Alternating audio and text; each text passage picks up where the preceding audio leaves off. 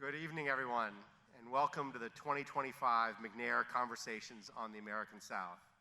My name is Joel Samuels, and I am the Dean of the College of Arts and Sciences at the University of South Carolina. And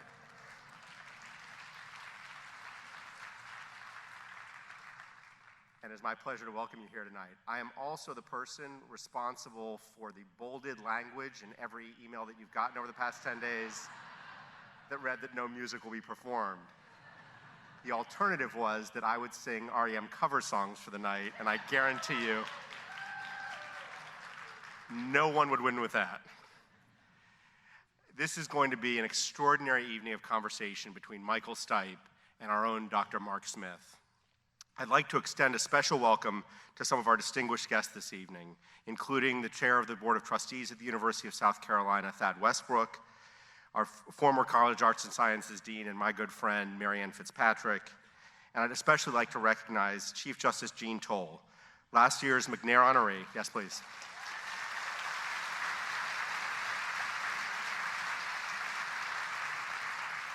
There she is.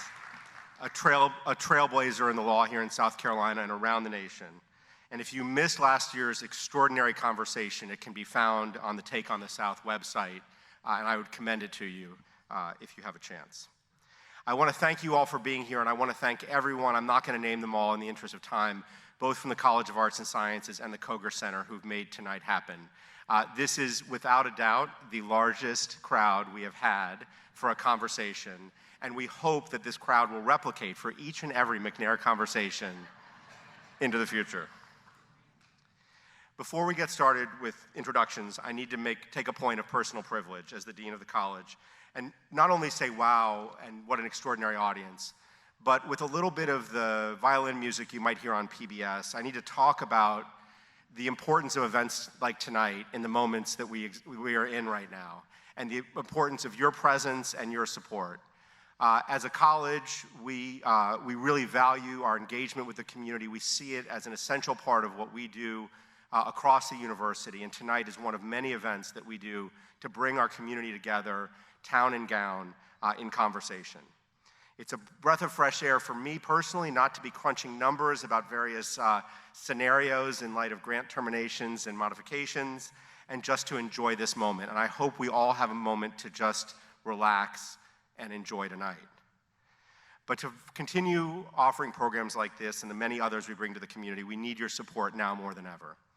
Each March, we participate in the university's annual Day of Giving, known as Give for Garnet. And this year, I want to emphasize the importance of the College of Arts and Sciences Carolina Fund. The Carolina Fund at the college provides essential resources to address the most urgent needs across our college. It directly impacts the lives of our students, our faculty, our alumni, and supports many valuable programs like the one tonight. To quote Mark Smith, even the BBC is publicly funded. These programs are made possible by the generosity of people like you, so I hope you'll consider supporting our campaign this evening with a contribution to the college. There's a QR code in your program. I told you it was a completely solicitous moment. I've never done this before. But we are in extraordinary times, and that's part of the story. And they'll be displayed on the board here at the end of the night. Thank you for being part of our community, and thank you for your consideration in supporting our continued good work. I also want to take a moment to share some of the exciting events that we have coming up just this month and next month. The annual Open Book Series will be actually has an event tonight with an extraordinary author, and we'll have authors throughout the next several weeks coming in who are some of the most acclaimed authors in the world, culminating in a visit by South Carolina's own Percival Everett, author of James and Erasure, among others, and he'll be here.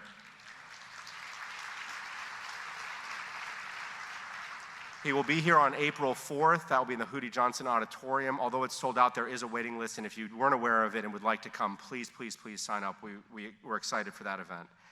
And then, over the next several weeks, in one of the more unique opportunities our community has ever experienced, the entire company of the world-renowned Joffrey Ballet from Chicago will be here on campus and in our community. It's the first time they've ever traveled as a full company to visit a university, to work with the students in the Betsy Blackman dance program, and to engage in a series of public events over the next several weeks, culminating here in the Koger Center on Saturday, April 5th, with a performance that will involve our students and that company. So again, I hope you'll be able to participate in those events.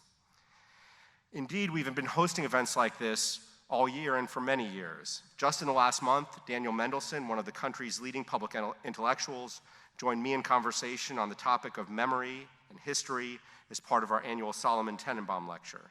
That was one of the more extraordinary conversations I've been a part of in my time at USC, and it ended, for those of you who were there, you'll remember this, with me sharing the news about tonight's event with Michael Stipe, which had even Mendelsohn's jaw on the floor and him trying to rearrange his schedule to be here tonight. We also welcomed Dr. Ashani Wiraranta, a Sri Lankan-born American cancer researcher whose findings are contributing to the scientific understanding of melanoma tumors as part of our annual Berger Lecture on Cancer. This is just a small taste of the events just in the past few weeks and in the next few weeks. You can imagine what the whole year looks like, and we hope that different pieces of what we do will pique your individual interest. Now, turning to tonight's extraordinary conversation. Each year, the Institute for Southern Studies in the College of Arts and Sciences hosts the McNair Conversations on the American South. Made possible by the generosity of the late South Carolina Governor Robert Evander McNair, the McNair Conversations is a series honoring individuals who have made a lasting and significant contribution to the American South. They are recorded in front of a live audience, that's you, and later broadcast on the Institute's highly successful Take on the South podcast. Our 2025 McNair Honoree, Michael Stipe, needs no introduction in this room, nor in any room in the world. Nonetheless, it is my honor to do just that. Born in 1960 in Decatur, Georgia, Michael Stipe is an artist, producer, and singer-songwriter. He attended the University of Georgia in Athens, which we will not hold against him, where he became involved with the local music scene. He fronted the band R.E.M. for 31 years, selling over 100 million records and touring the world. For the past decade, his focus has been cross-medium work, incorporating video, soundscape, sculpture, and photographic and digital imagery. He has released 4 recent photography books through Damiani out of Bologna, Italy. His first institution show was at ICA Milan in December 2023. He is currently completing his first solo album to be released in the near future, we hope. Michael primarily splits his time between New York City and Berlin. He will be joined in conversation tonight by the college's own Dr. Mark Smith, Carolina Distinguished Professor of History and Director of the Institute for Southern Studies. Professor Smith teaches American social and cultural history with an emphasis on the American South and on sensory history. He has lectured throughout the United States, Europe, Australia, and China, and his work has been translated into Chinese, Korean, German, Spanish, Danish, and others. I should also add that I do not know anyone with his particular accent, for those of you who have not met him before, who holds more knowledge about the American South than Mark.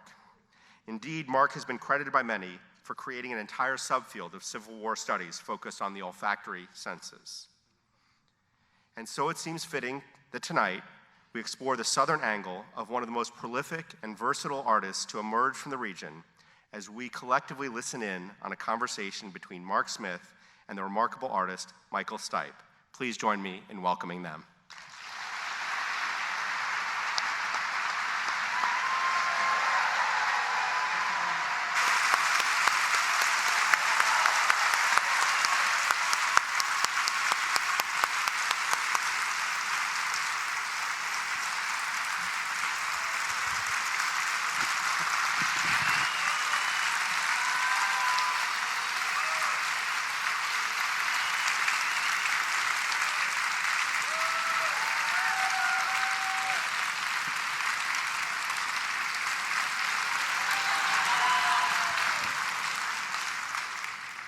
Well, thank you.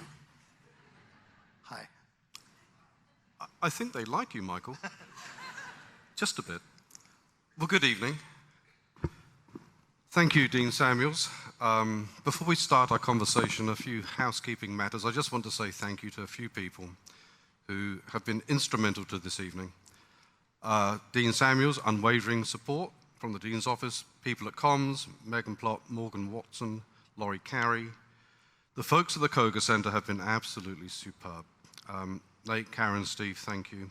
Our amazing student ambassadors who are along the front here, thank you so much. And a special shout out to Dr. Laura Kissel, who's the head of School of Visual Art and Design. Thank you, Laura. This wouldn't have happened without you, and you know that. And thanks to you for being here this evening. As Dean Samuel said, this is a recorded conversation, so feel free to make some noise. We're going to talk for about 45 minutes. I'll ask a few questions, and then I'm going to read a couple of questions that audience members submitted a few days ago. I'm going to begin tonight's conversation with a quick look back in an effort to see forward. In 1886, an Atlanta newspaperman named Henry Grady gave an address which became known as the New South Speech. Henry Grady celebrated the post-Civil War New South. He boasted that it was a vibrant, democratic, lively place. But we know that it wasn't.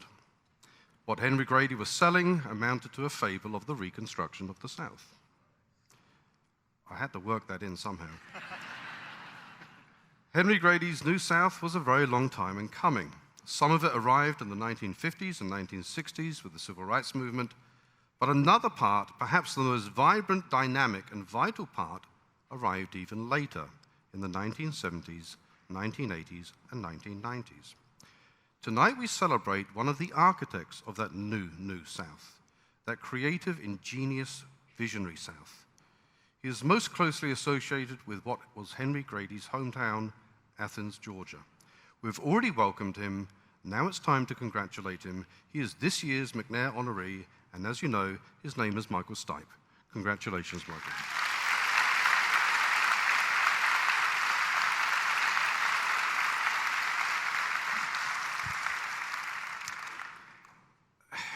I'm going to begin at kind of the beginning. And I want to talk about your upbringing, which was very roaming, courtesy of your dad's military career. You lived in lots of places, Decatur, Alabama, Texas, Germany, Illinois, among others. And then you moved to Athens in 1978, which was apparently a rough and quite a lonely year for you. Can you tell us something about that upbringing and how it impacted you?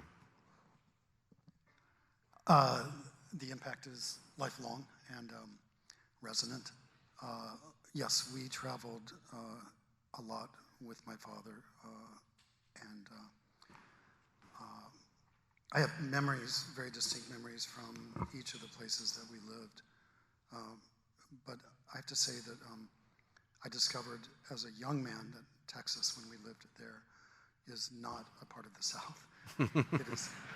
It is its own thing, and even more so now. We can get into that later if you wish.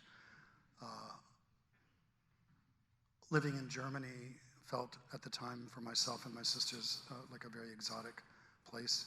I was 7, I think, 6 or 7 when we moved there, and we were there for just under 2 years.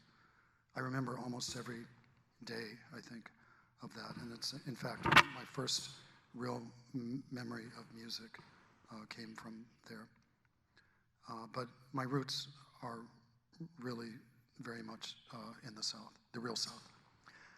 I'm not going to say anything bad about Virginia. Oh, go on, it's fine. I do like Richmond. And do we have people here from Virginia? By a show of... Okay, wow, I'm so sorry. Really, my apologies. I don't think of... Virginia is its own thing, but the South to me really is the Carolinas, Georgia, Alabama, Mississippi, and then Louisiana is absolutely its own thing. And Texas is Texas, and we can't make apologies for it here tonight. But my roots really are very much here, and by here I mean about an hour away from here is where my maternal grandfather was born, in a town that now, I looked up the population today, 692 people. I can't remember the name. My mother and my sister are here. Maybe they can shout it out. And my maternal grandmother was born in Hattiesburg, Mississippi. And we have people here from Mississippi. Okay, there we go. And my father's father was born in South Georgia, just above the Redneck Riviera, right at the border of Florida. And my paternal grandmother was born in Black Mountain, North Carolina. So we have South Carolina, North Carolina, Mississippi, and South Georgia. And I lost my accent at the age of 13. Me too. You Me did? too. Yeah. So it was Sussex, and now it's... Well, it was more Mississippi to begin with, and I don't know why. Very good. I lost my accent at the age of 13. I think, I mean, if you pour enough Guinness down me, my accent broadens by several counties. Much like the cast of White Lotus 3. In fact, I think they're doing a great job. Can we agree? Parker Posey is an astonishing actor. So, Michael, you mentioned your mum, who's in the audience, Yeah. Mary Ann. So I'm going to ask perhaps an unfair question, but I'll ask it anyway because she is in the audience. I want to quote her. She once described you as a Southern gentleman. What do you think she means by that, and do you agree? I told you it was tricky. I am a gentleman, absolutely. I wasn't always. I was quite insecure and shy, very shy as a younger man, and I did terrible things. I think we all did. Nothing terribly regretful, just to say, but I wasn't always a nice person, and I allowed my insecurities to sometimes take over my more gentlemanly aspects. I have grown into quite a gentleman, and that's to say, you know, I do the gentlemanly things. I give people my taxi if they need it. I hold doors open for strangers, and if they don't say thank you, then I demand a thank you. And I am from the South, so I was born here, and I cherish the memories that I have of my time here, and those are as well ongoing and a lifetime. I intend to allow the South to be a part of me moving well into the future. So she was right, basically. I'm a Southern gentleman, yeah. I guess we could say that, yeah. Thank you, Mom. I'd agree with that. Looking back, what, in your opinion, made Athens, Georgia such a hotbed of creativity in the 80s and 90s? I mean, what was the alchemy there? Cindy Wilson from the B-52s once said it was the water. Something in the water. I can't refute that. It's really something that you just cannot put your finger on, but there is something about Athens that is very fucking special. And I return there are people here from Athens, okay.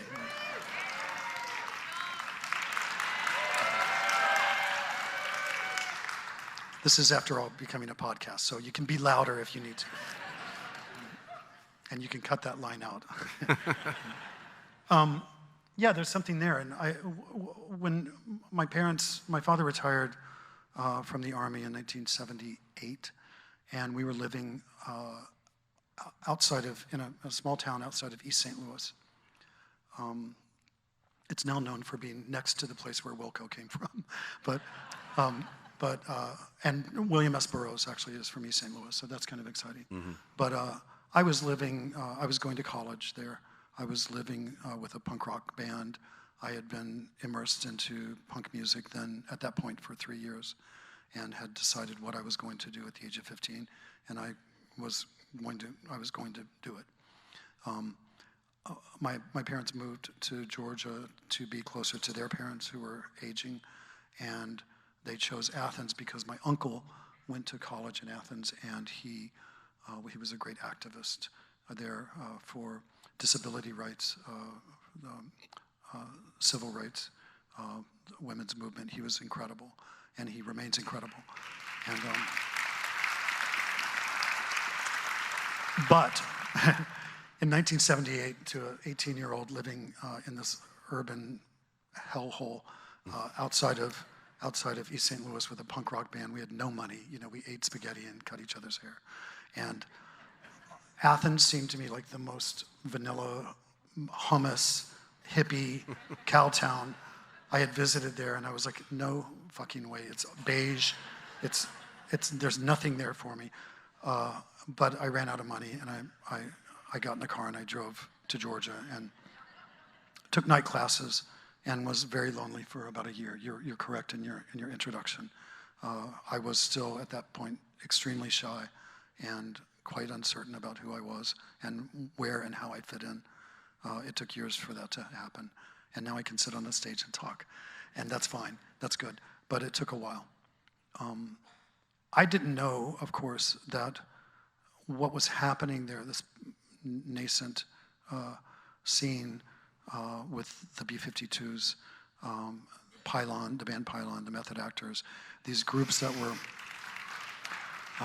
really, it was a group of about 50 friends who were connected only through their love of music, and the music was punk rock, or at the time it was becoming known as New Wave, which was a little embarrassing to all of us, but it was very punk, and I didn't know that was happening, and it was, and when I discovered it, boy, I took off like a house on fire, and I went and found 3 people that I convinced to start a band with me, and we became R.E.M. So that's exciting. And you might say that, yeah. Yeah. Mildly exciting. That worked out. That worked out, yeah. That worked out. Can you tell us about your views on the South in the 1980s and 1990s? Like, what did you think about it? And how has it changed, or has it? I mean, do you still maintain those views, or have they evolved in some fashion? There was a pride to being from a small town that no one had ever heard of in New York and London and Los Angeles and Chicago and wherever else, Belgium, Milan. There was a real pride in being from this place that was only really known for the B-52s, and they were this beloved band that in many ways to this day have not received the recognition that I think they deserve for having literally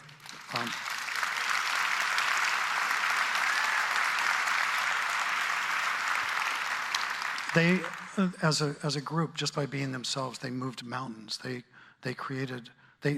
told New York, what you're doing is a little tired, and we're going to show you how to do it. And it was extremely original and remains extremely original. It was very, very, very queer, and at a time when queerness was not accepted or beloved, and they were just completely unafraid and unabashed about it, and it was amazing. And so that was the mantle that we had moving across the country, and then overseas finally, was that we were from the same place as the B-52s. And we were a little bit of a dance band. They were really a dance band. But, so that was exciting. Now, at the same time, I have to say, Mark, traveling to Europe during the Reagan 80s was extremely difficult. We represented America, and America was sending cruise missiles. And we would show up somewhere, and they'd be like, "What the fuck are you doing? Like, what the fuck are you doing? You cunts!" You know, I'm sorry to use that word, but that's England. That's a word that's an English word. That's a word that you can use in England, right? And I'm sorry, I got carried away. Your pronunciation was exceptional, by the way. Well, very good. I've been called that by the members of Oasis more than once, so it's okay.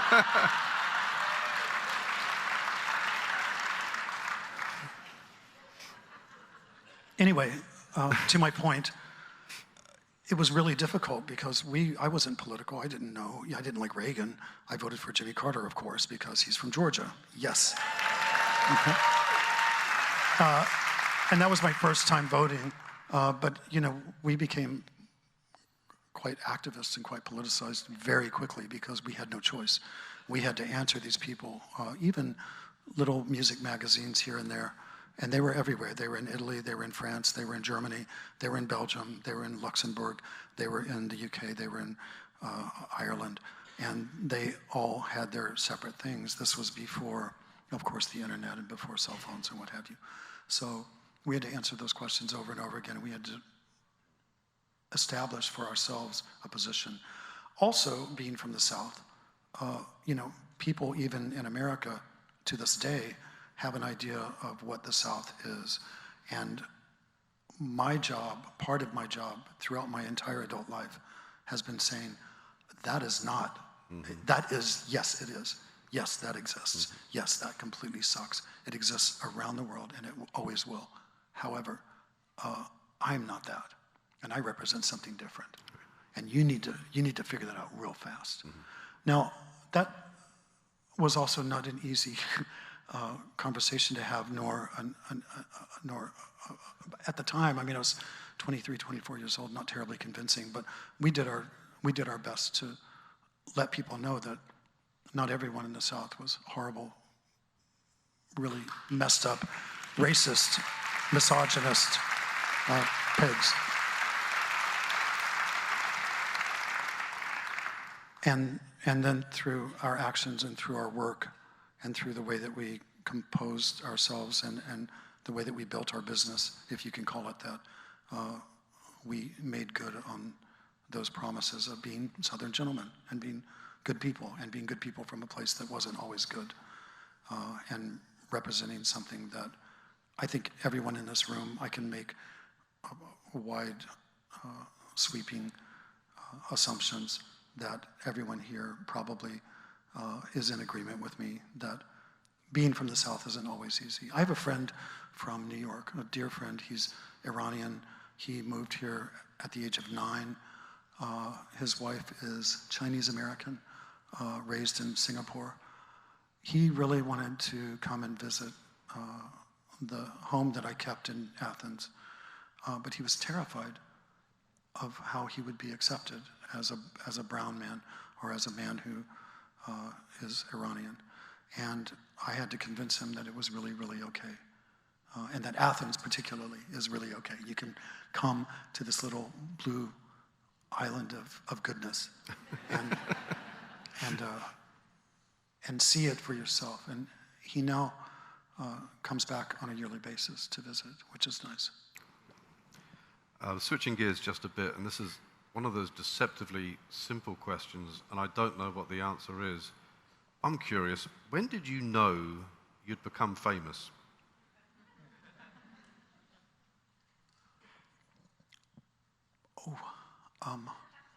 That's hard to say. There were degrees of it.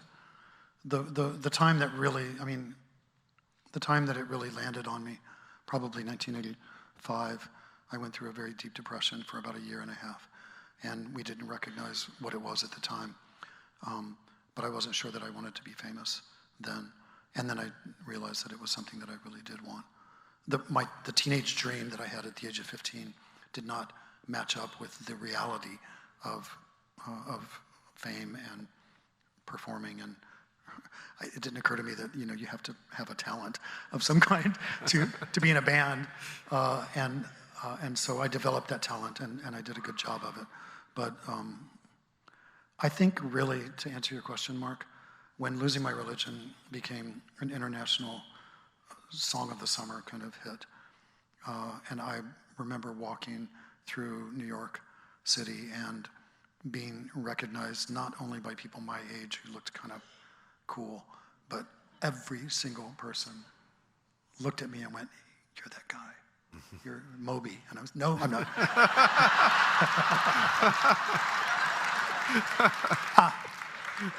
I've had bottles of wine sent to me in restaurants around the world. This has happened more than once.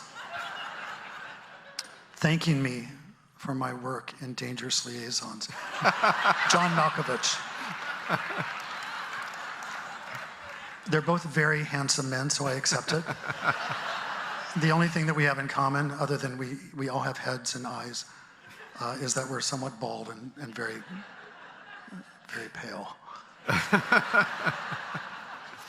Well, since you mentioned Losing My Religion, you know you've sung about it. I know it's nothing to do with religion. It's about unrequited love. But what about your faith and spirituality? You mentioned your grandfather earlier. I think he was a Methodist preacher, wasn't he? That's correct. Is that relevant to you at all, or has it been? Absolutely relevant. I grew up in a Christian household. I'm proud of my Christian family, and the true teachings of Jesus are instilled in me from a very young age. I do not identify myself as a Christian, but what's important to really take the real takeaway from that, I think, is the true teachings of Christ, an astonishing prophet who has impacted each of us, whether we like it or not. And not, as my mother would say if she was on this stage with me, not what the church does in the name of Christianity, and not the ways that is abused and exploited as a world religion, but really what Christ called for. And so, yes, I don't identify as Christian, but those values are deeply instilled in me and will be with me for the rest of this good one. Yeah. Thank you. There's a line in a song I'm just thinking of.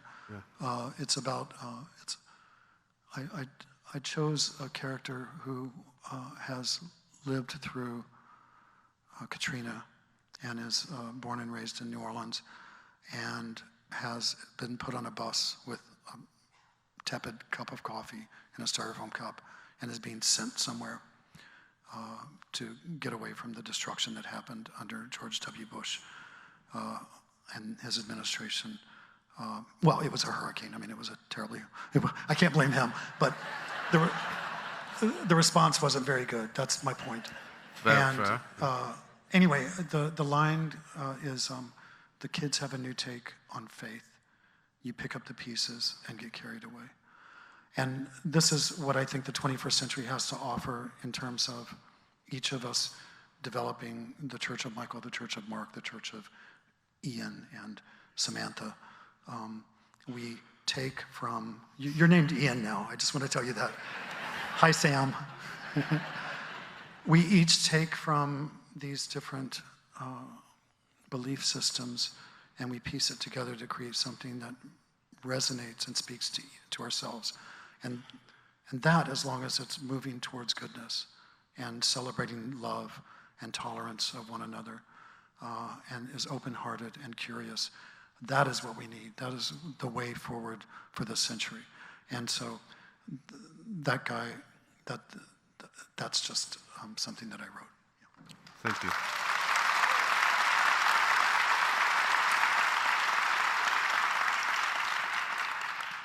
I can also do yes and no. I tend to talk, and I don't want to take up all the time. I would have you talk for the next Okay, hour. right. I mean, I'm perfectly happy with that, Michael. Thank you. All right.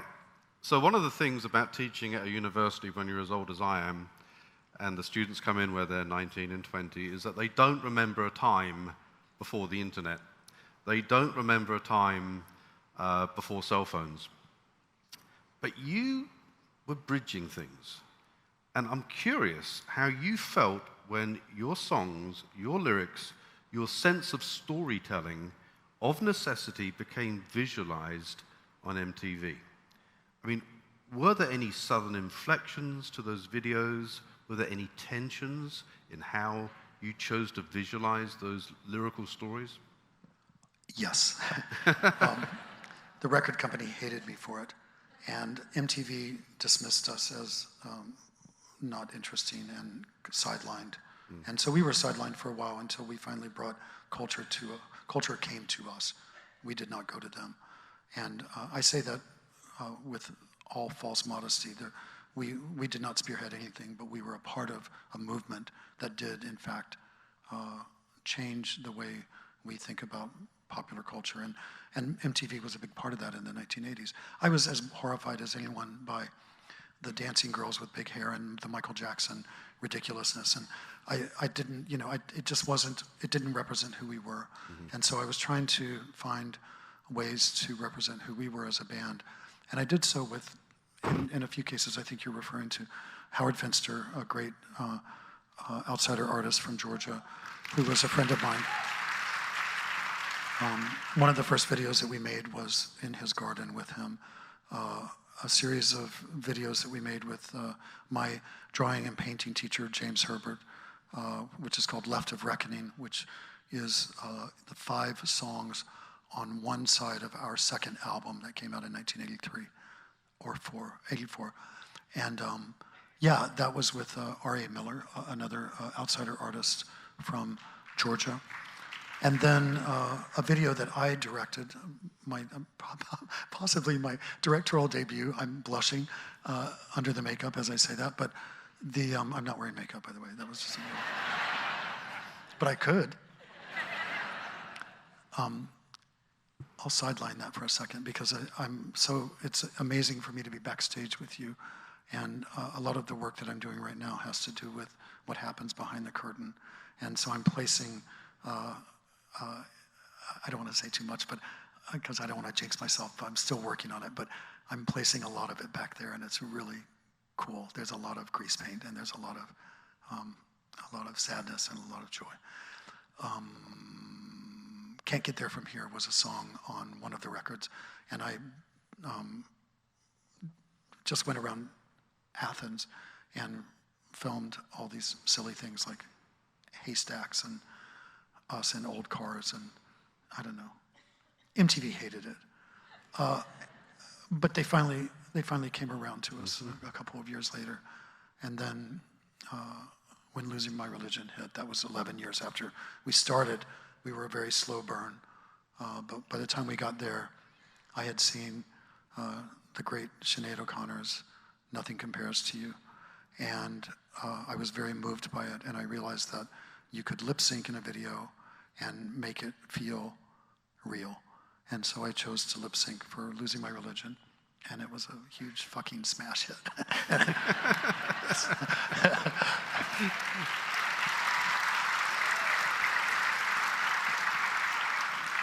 So it worked out, basically. It all worked out, yeah. All right, well, that's good. There's another one. We did a song called The One I Love. And I had met, at that point, I was spending a lot of time in New York. It was my second home, with Athens as my home base and the base for the band. And I met a great artist and painter named Robert Longo. And I invited him down to shoot a video for the band, for the song. And he did the same thing. He was just enthralled with, being kind of dipped into the South and pulling all these things out of it and representing,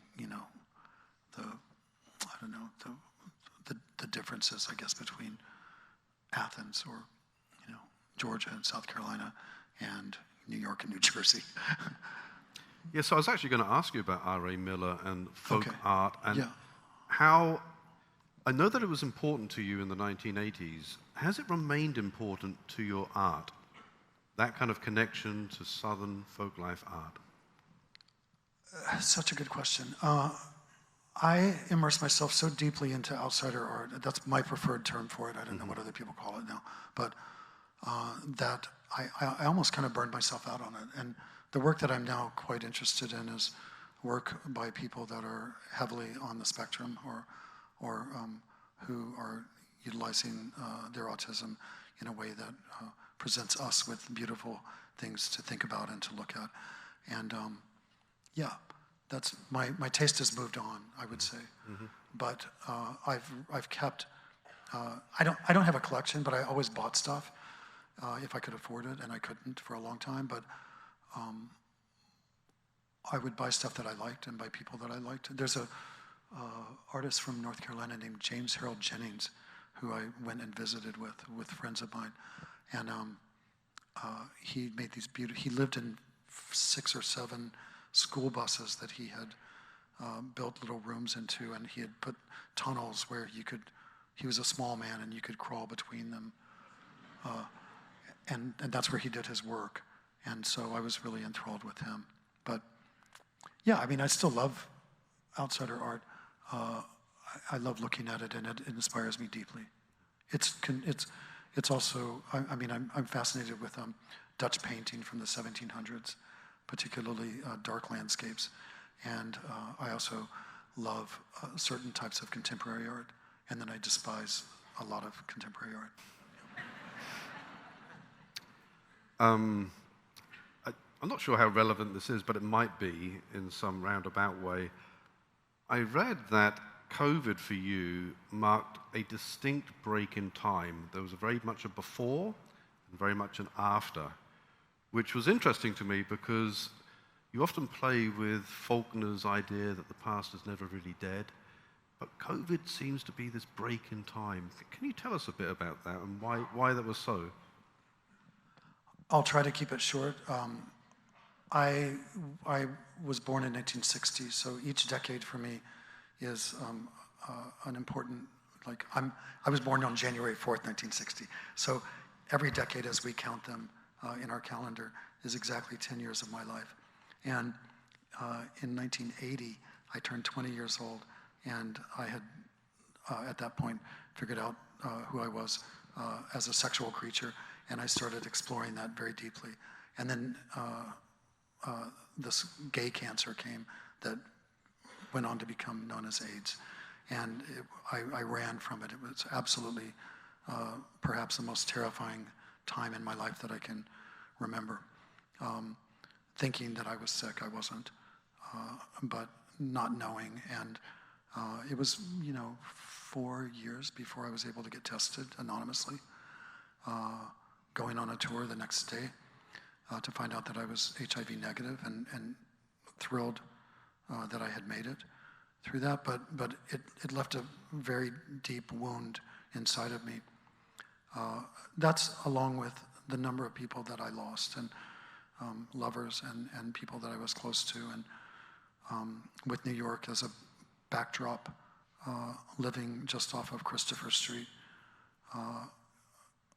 there were days when you would only see people who were obviously very, very sick and on their way out. And so it really impacted me as a queer man. Fast forward to 2020, and here's a disease that you don't have to have sex to get sick and die. You can just breathe and get sick and die. And I didn't realize how much I had buried the HIV/AIDS years of the 1980s. And it hit me really hard. I'm now in therapy. I'd never had therapy before. This might be too much information, but I don't think it is. My best friend turned to me and said, "You haven't been this stressed out and wound up since the 1980s and AIDS." And I said, "You're right." And he said, "You need a therapist." So I found one through my goddaughter, and it's worked out really well for me. Yeah. But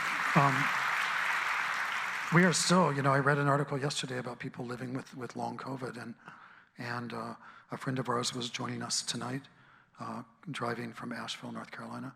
She's unable to come because her daughter tested positive for COVID, and so she had to stay home. And we are, I hope, and I'm going to hope that this is wood, I'm very concerned about the avian flu, but I'm approaching it from a different place than the way that COVID hit me. It did hit me very hard. Where did you read that? I read wide and deep for this. I can't remember. No, that's okay. That's all right. But it's not wrong, right? I mean, No, it's absolutely correct. I went completely bonkers during COVID, and I have the photo book to prove it. I put out a book of photographs thinking I need to respond to this moment, because that's what artists do. You respond to the moment. Right. You try to push everyone through it towards something that's easier and better and greater. And it's not, it's a very, very bizarre book.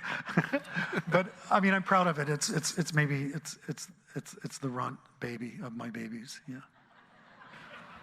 Well, actually, that was very helpful lead on, because, I mean, you've embraced multiple artistic forms, eye, voice, hand, and I'm curious what the challenges and rewards are for embracing that multiplicity. For example, does vulnerability play a part in that artistic roaming? You've said that in order to produce art, you need to be unafraid. And I'm just curious, what does that fear look like to you, and how do you overcome it? If you go back and listen to, fear has been a big part of my life, and then I think embracing and acknowledging that has been a big part of my later life. And it was. I went to Patti Smith, a dear friend and a great mentor to me in many ways. And at one point, I was having a lot of trouble. I was in a writer's block. I had a record that I needed to finish writing the words to, and I was just stuck. And I said, I don't know what to do. I don't know where to go with this. I don't know. I've explored all these different, I've done all my tricks to make this work, and it's not working, and I don't know what to do. And she just was like, you need to walk unafraid. And I took that phrase, and I turned it into a song, and I thanked her for it. And I actually said, can I have it? And she said, it's yours, take it. So I wrote a song called Walk Unafraid. And I'm just really trying to take my own advice in that regard. How did we get here? We were talking about... We're all over the place. We're all over. Well, that's the nature. Yeah, I'm a circular describer. Is that a word? It is now. Thinker. Yeah. Joel mentioned in his introductory remarks that last month the College of Arts and Sciences hosted as its annual Solomon Tenenbaum lecturer Daniel Mendelsohn, who is the editor-at-large of the New York Review of Books. And during that lecture, Joel asked Mr. Mendelsohn the following question. He said, which non-literary piece of culture, for example, film, TV show, painting, song, could you not live without? Do you know what his answer was? R.E.M. Oh. And he said... Wow. He said, it would be very hard to think of my life without their 1992 album, Automatic for the People.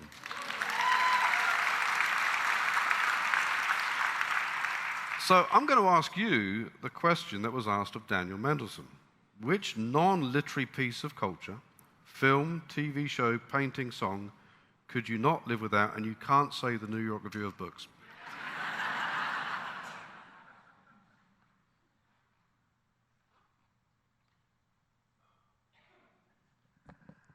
That's fucking hard. I'm thinking of, there are, oh God. I can't do the obvious. I mean, everyone knows kind of a little bit, you know, the things that really impacted me and pushed me forward as a creative person. The mixture of, and I think that's where the last question wound up. I'm sorry, I got off track. The level of ego and self-absorption paired with humility and insecurity that it takes to do what I've done is profound, and a lot of people don't get it right, and I haven't always gotten it right, but when I do, it lands and it works, and of that I am very, very proud.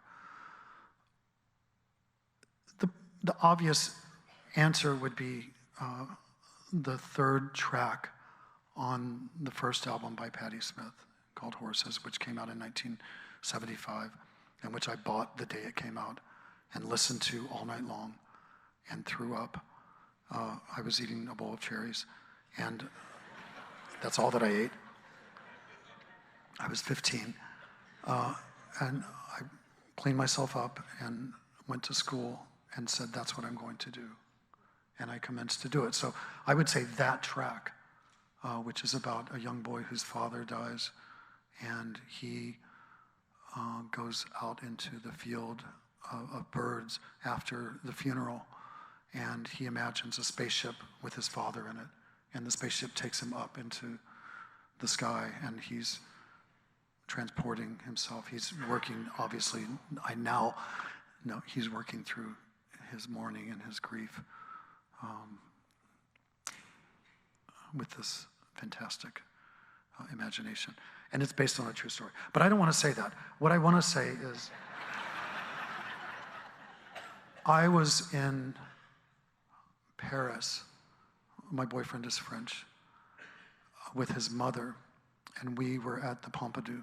This was maybe 10 years ago. And there's an artist, Bruce Nauman, who in 1967, I think he created a piece made of concrete, which is the negative space under a wooden chair, right? So he turned the chair upside down, put cardboard on it, I guess, poured concrete into it, and presented a cast of the space under my chair, 1967. Another artist who you may recognize by name, Rachel Whiteread, is from Britain, and she took that idea and expanded upon it, and it has become her entire career, and she's astonishing. But she, among other things, has gone into poor neighborhoods of, I want to say Newcastle, poor neighborhoods in cities that are industrial or formerly industrial, and done concrete casts of the entire interior of a home. So there are these massive, she did the library. She did the library in Berlin. If you go to Hotel de Rome in Berlin and you walk across, there's a church and there's a giant space and there's a window in the street, in the square rather, and you look down into it, and it's a Rachel Whiteread piece, which is the negative space of the library that was kept by the Nazis of books that they considered to be degenerate. So you see where the books would be, but you're looking at the negative space. It's extraordinary. Okay, so we're back in France. We're in the Pompidou. Right. I'm with my boyfriend's mother. We buy our tickets. I'm talking to her in bad French, where I'm walking backwards. And I turn around, and there in the lobby of the Pompidou is a Rachel Whiteread interior of a home. It's huge, and I burst into tears. It was so moving. I recognized it instantly, but it was the last thing I expected to find that day in the foyer of the Pompidou Center. It traces back to Bruce Nauman, Rachel Whiteread. I have a piece now, which is my version of Nauman's cast of the space under my chair, but I did a cast of the space under my cheap plastic chair. So I did those, the monoblock chairs, the cheap plastic white chairs that we see everywhere, and I cast that, and I did 7 versions of it, and one of which is a chair from the yard of my boyfriend's grandfather who passed away recently. So there's a resonance there that's quite personal. But I think, and I don't know if this is true or not, I think Bruce Nauman got the idea from Brancusi. And Brancusi was a Romanian artist who lived in Paris and had, among others, Isamu Noguchi, the Japanese-American, unbelievable, went and interned under Brancusi. And I was at his museum last week in Long Island City. Incredible work. But yeah, I would say that, maybe just that idea of a negative space, but in the form of Rachel Whiteread at the Pompidou. There.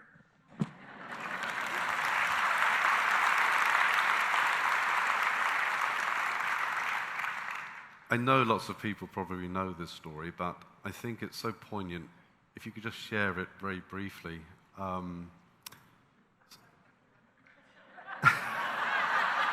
Is this a yes and no? Yes and no, because they're exhausted. Look at this. No, they love it. They want more. I'm sorry, I feel like I'm talking too much. I'm sorry.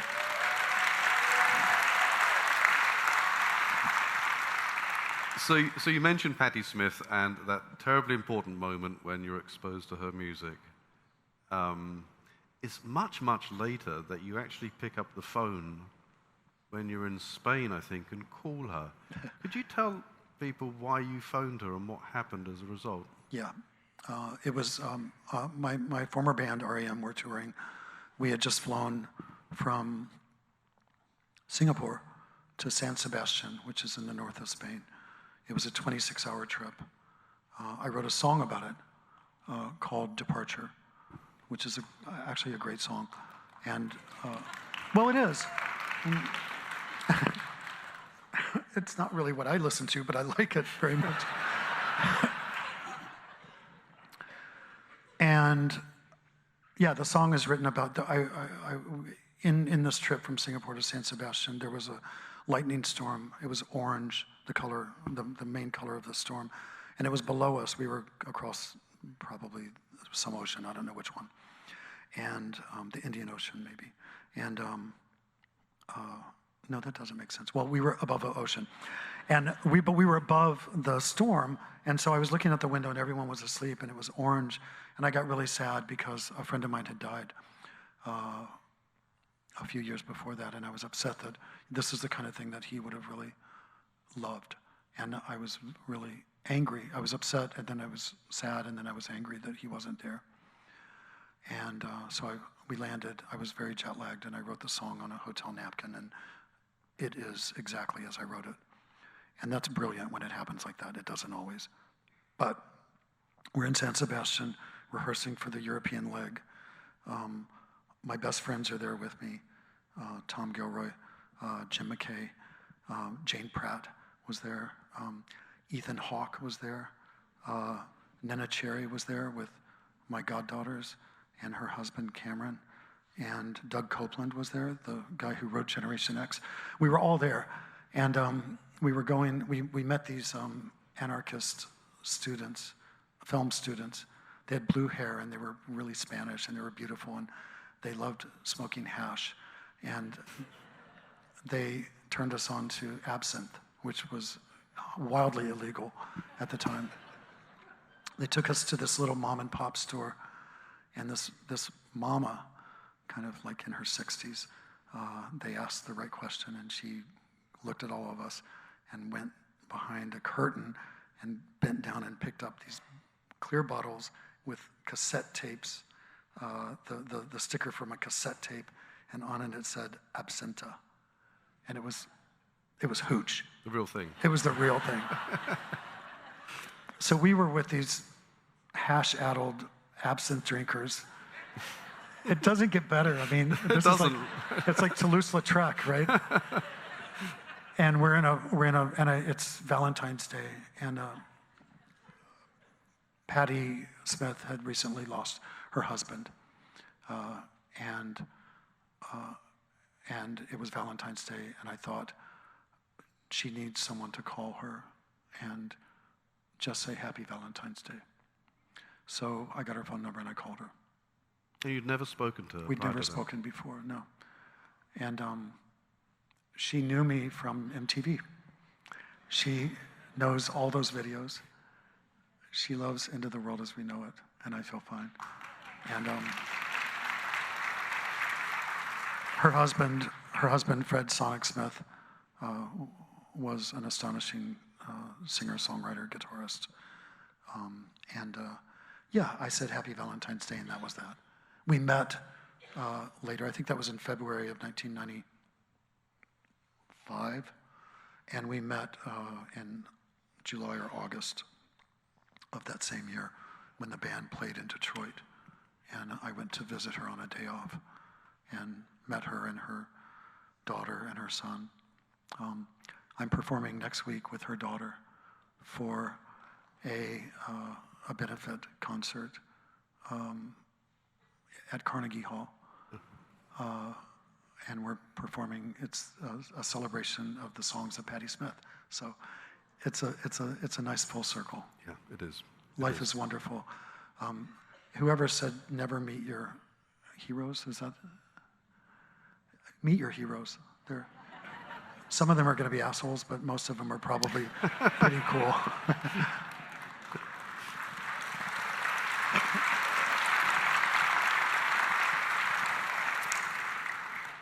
I'm going to turn our attention to some of the questions that people thoughtfully wrote in to ask you. And there's a lot. I can't possibly go through all of them. They were all very probing, very intelligent. I'm going to give you a copy of them after tonight, so you can see them. So I've selected a few for you to answer tonight. Not that many, but enough. I've tried to avoid things that duplicated my questions, and sometimes I've bundled these questions together that are very similar. So here are the questions I thought were quite interesting. The first is from Charlie Stern. Charlie, are you in here? Oh, hello, Charlie. Okay, so Charlie's question, Michael, is this. Michael, do you accept my apology? Absolutely. Well, let me give you some context before you forgive him, all right? Because I'm not sure you know this. So here's what Charlie confessed, really. In 1985, says Charlie, when I was a freshman at USC, I attended the Fable show at the Township. I met Michael after the show. Earlier, during the show, I was pulling on Michael's mic cable to mess with him. It got stuck under the monitor, and I reached up and I freed it. He saw me do that, and he gave me a thumbs up. I lost my mind since he recognized me as helping him, but I was actually the cause of the problem.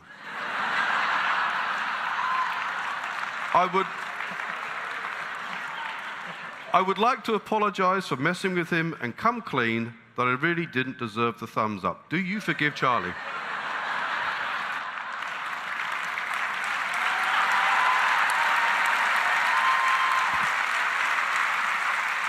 Thumbs up. I have really strong front teeth. The number of microphones that have tried to smash them out of my mouth, that happened more than once, but it's okay, Charlie.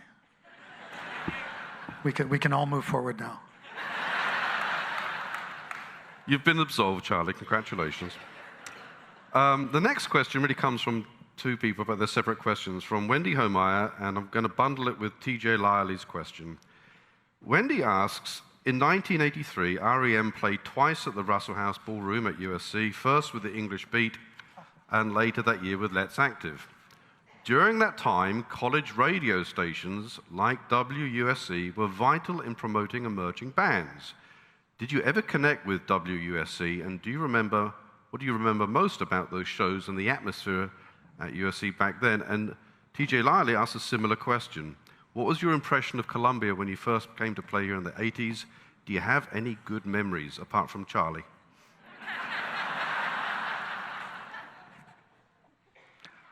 I distinctly remember Let's Active, the Mitch Easter fronted, Winston-Salem-based, incredible band. And we toured with them a lot.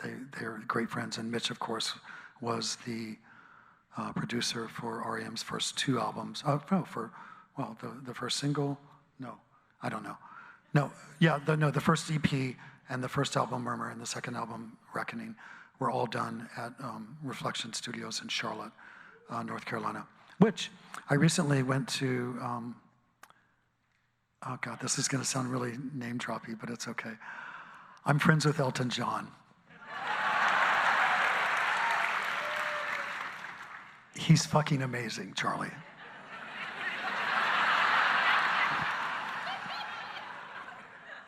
So I met most of my heroes. Elton worked on a Broadway show based on the life of Tammy Faye Baker. And I went for the opening night, and I met Tammy's son, who was there, and he was very sweet, and he's very cool. And Elton and David were there, and Jason Sellards, the singer from Scissor Sisters, wrote the score, wrote the music, and it was a really good night, and it was the play was really super fun. But when we recorded those records with Mitch Easter, we recorded at Charlotte's premier religious recording studio, whose one of their main clients was the Praise the Lord Club. So at one point, the guy who set up the engineer said, "You're familiar with PTL?" And I said, "Oh yeah, I've watched him on TV." And he said, "You're singing through Tammy Faye's microphone."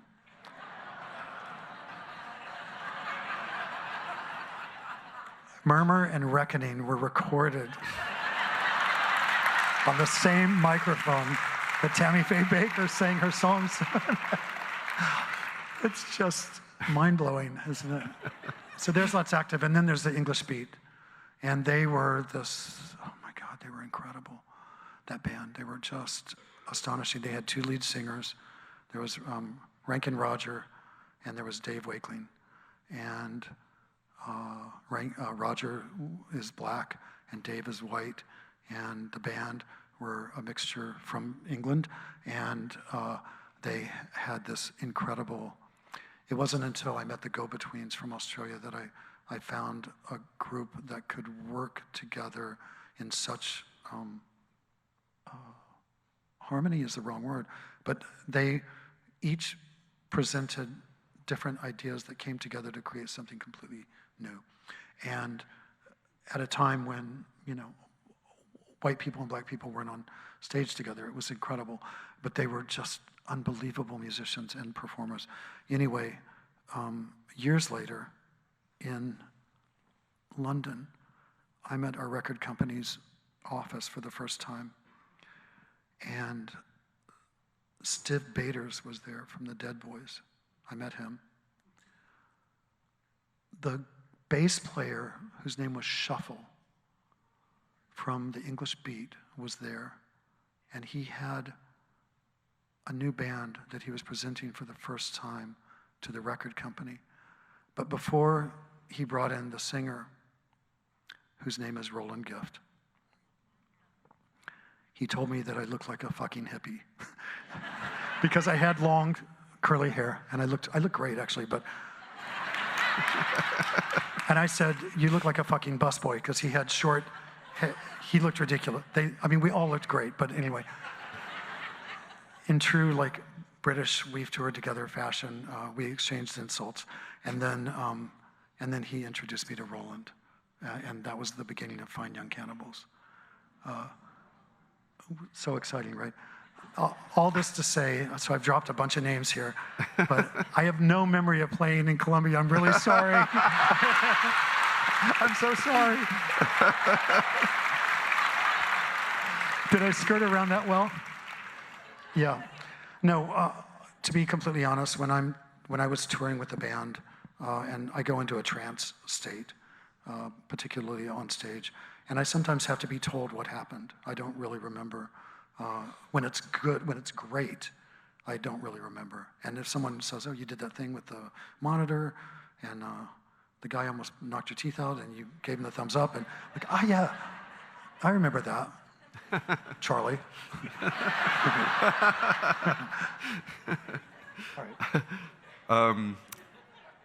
All right, I like this question. Well, we covered the bases there, didn't we? Tammy Faye Baker, Charlotte, North Carolina, Mitch Easter, Let's Active, Rankin Roger, Dave Wakeling, Roland Gift, Fine Young Cannibals, London, Stiv Bators was just there. Elton. And Charlie. And Charlie. I like this question. This is from Mike Deutsch, and I like this because it brings us up to what you've been, or some of what you've been doing since 2011, when R.E.M. disbanded. And Mike asks this question. Your book covers sculptures at Jackson Fine Art in Atlanta featuring letterpress box text with names like Joan Didion, Edward Albee, Elton John, and LeBron James, each rock a unique vibe with the chosen font embodying the personality of the celebrity. What inspired these bookish sculptures, and how did you pick the names? I'm glad we came back to this, because that was, I created these pieces there. It's the covers of hardcover books, but with no pages inside. And I put people's names on them who, to me, were heroic in the year 2020 and 2021. I had set out in 2019 to travel the world for a year, and my boyfriend is a great portraitist. I'm not, but I love taking pictures of people. I'm a huge fan of Richard Avedon, and my task in 2019 was to travel the world and photograph, do portraits of women who I found to be courageous and unflappable and brilliant. And I started with Joan Didion, who I knew through Patty. And I reached out to her. I actually started with Tilda Swinton, who came to my studio in New York, and we did a series of images, very Avedon, and then my goddaughter, and then a dancer named Martha, and then another friend of mine, Erica, who's a non-binary trans artist now living in California. And this was the beginning of I wanted to find Jane Goodall. I wanted to go to Joan Didion, we mentioned earlier. COVID happened, I couldn't travel, and I decided to make a book about the times. So I reached out to a woman who I've worked with in the past, who's a master printer, and we made these book covers with the names of people who, it expanded. It included men at this point, right? Men who are inspired by courageous, vulnerable, amazing women. And I put their names on book covers and I photographed them as a portrait. So I put out a portrait book that's not altogether successful, but it does represent, in a way, the moment that we all moved through in 2020, through COVID, when we weren't able to be around each other. And I also reached out to a friend who's a ceramicist, Caroline Wallner, in New York State, and asked her to make a series of vases with people's names on them. So those included Maria Callas, Vic Chestnut, Madonna. I don't know why Madonna was in there, but I do like her. I think she's an astonishing songwriter. I just want to say that. Not a hater. Thank you. Can you give us a quick can you just give us a glimpse? Okay. I've learned my lesson All right. here. All right. What's next for Michael Stipe? Yes.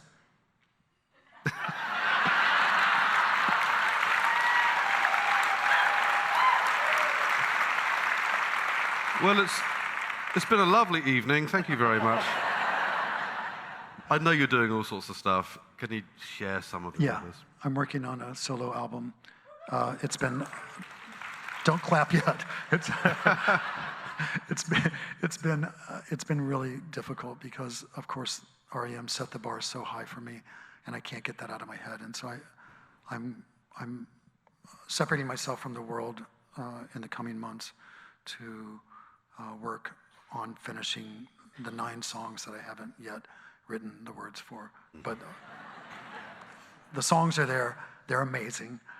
I have 9 already written. Some of them are not amazing. And so what I want is 18 songs that I can then bring down to 8 or 10 and create my version of a great album in the year 2025. That's where we are, yep.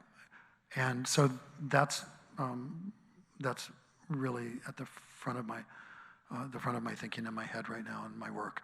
And then I'm working on the 5th book of photographs. This one will be in chapters. I had a meeting about it last week at the Chelsea Hotel, which was really exciting. I don't spend time there. I think it's haunted and weird, but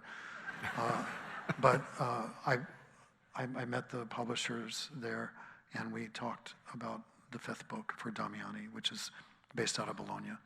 And so I'm excited about, putting together a book of chapters. Okay. Photographs. That's it. Okay. All right, I think we've got time for one last question. And this is from Audra Vaz. And she asks that one of the fastest growing majors at the University of South Carolina is music industry studies. And it attracts those students who want to work in music or music-adjacent careers, from performing to producing to everything in between. What advice would you give students embarking on this professional journey?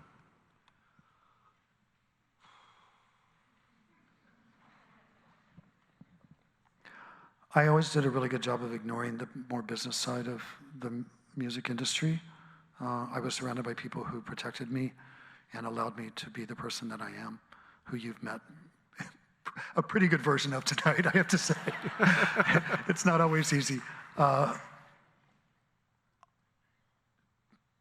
In every way possible, destroy streaming. It's the worst. Environmentally, it's a complete disaster. It should go out the window with the current administration as soon as possible.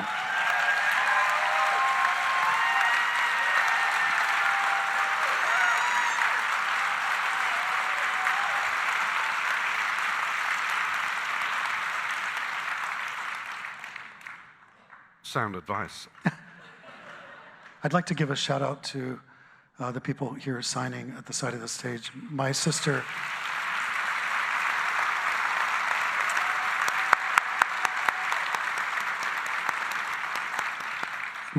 taught hearing impaired and profoundly deaf people for her entire career. And I wrote a song about it called Sitting Still. But I'm happy that you're here. Thank you.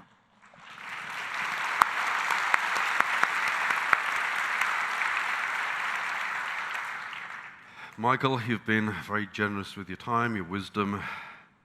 So it remains for me to congratulate you on being this year's McNair Honoree. You have my, and especially their, enduring thanks for a fascinating conversation, and much more than that, for enriching our lives. Please join me in thanking a Southern gentleman, Michael Stipe. Thank you. Thank you.